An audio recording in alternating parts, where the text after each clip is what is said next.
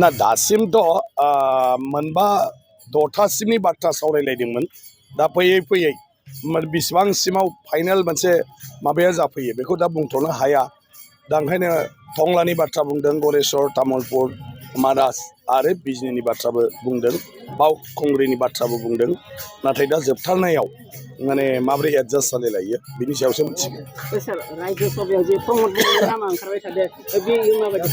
ना बे एलायन्स हिसाबै बेवहाय बिजेपिनिबो थागोन आरो बिपिएफआथ' दा नांथ'वा होनदों गतिके इउपिपिएलनिफ्रायबो बियो जागोन आरो बेखौ गोजौ लेभेलाव सावरायलायबाय थादों जुदि बिथाङा गेलेयो निस्सय बेवहाय माने खुनु प्रब्लेम गैया आरो ओरैनो माने देरहालांनोबो हाखागोन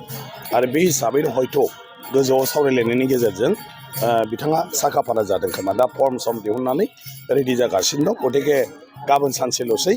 माने जों बयबो मोनसिगोन जिहेतु एलायन्सआ बिपिएफ इउपिपिएल जयैनो आरो गतिके जयैनो ज' जालायनानै जोङो सोरखौ बबेहाय दैथायहरनो हायो आरो बबे हान्जाया मा लुबैयो बेखौ जोंनि दैदेनगिरिफ्रा ज' रायलायलायबाय थानानै थांखि लाबाय थागोन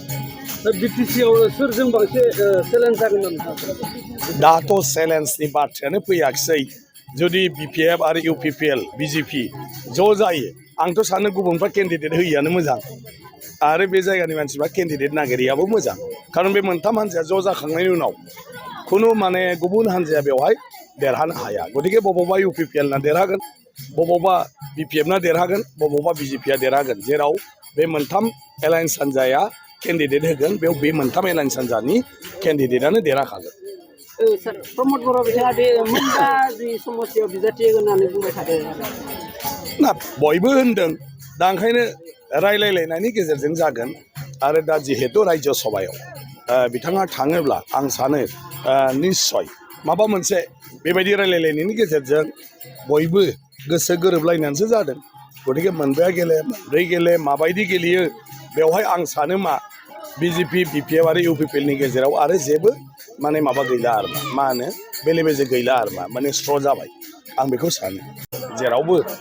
दल फुजा जेराव जादों बेवहाय हाबदों ओरैनोथ' मोजां दल जाथ्राया जाहैबाय जोंनि भारतनि मोनसे हारिमु गोदो गोदायनिफ्रायनो इसोरनि सायाव फोथायथि लाखिनानै उदां बोथोराव बेखौ फालिनाय जायो मोनसे माने मा होनो गोदान मिजिंजों आरो श्री कृष्ण आरो राधा बेखौनो गुबै खालामनानै बयनिबो गेजेराव खौसेथि अनलायनाय जाहाथे थायो बेनि थाखायनो बिसोरखौ माने सिन हिसाबै लानानै खौसेथिनि अनलायनायनि आरो इसोरनिबो बिसोरखौ फुजा खालामनाय जायो दौल जात्रायाव आरो दा बेबायदिनो जोंनि तामुलपुर समस्तिनि गोबां जायगायाव गोदो गोदायनिफ्रायनो बेफोरखौ फालिबोदों दाबो बेखौ लाखिगासिनो दं बे जोबोद मोजां बाथ्रा आरो दिनै रायजोफोरजों ओंखायनो जि हायो रायजोफोरनि बे सिबिनाय आरो बे मा होनो उत्सब खुंनायाव आं एसे नुजाथिदों जेसे सार तामुलपुर बिधान सभायाव नोंथांनि नामा गोबां चर्चा सोलिगासिनो नोंथाङा तामुलपुर बिधान सभायाव बिसायख'थि गेलेनो साखाफारा नामा नङा आंथ' जेरावखि जाया साखाफाराथ' जाखानांगोन गेलेनो थाखाय दा आंखौ तामुलपुराव खामानि मावनो दैथायहरदों हिसाबै दा एसे मानसिफ्रा बयबो बे हिसाबैनो माने सावरायलायगोन तामुलपुर समस्तिखौ जोंनि बिजेपि हान्जानिफ्राय माने बेवहाय खामानि मावनो हरदों जे बेखौ बिजेपिया गेलेगोन होननानै ओंखायनो दानिफ्रायनो खामानि मावनांगौ बे हिसाबैनो दा तामुलपुराव गुबुन माने जेफोर जोंनि बुथफोर दं बायदिसिना बे लेभेलाव मावथिफोरजों दा लोगो हमलायनानै माबोरैहाय जों बिसायख'थियाव मोजाङै खामानि मावनो हायो बेखौ जों मावगासिनो दं सार नोंथाङा माबे समस्तियाव बिसायख'थि गेलेनो थाखाय बांसिन गोसो जाना दं आंथ' गरेस्वरखौ बुंदोंमोन न'नि समस्तियामोन आंहा नाथाय दा पार्टि एलायन्स बिपिएफ बिजेपि आरो दा इउपिपिएलबो दं दा रानलायलायनानै बबे गोलैयो आरो दा तामुलपुरखौ बिजेपिया गेलेगोन होनदों दा बिजेपिया गेलेयोब्ला अब्ला बे फाइनालाव बेवहायसो सफैगोन दे माने मा होनो बबाव गेलेनो मोनगोन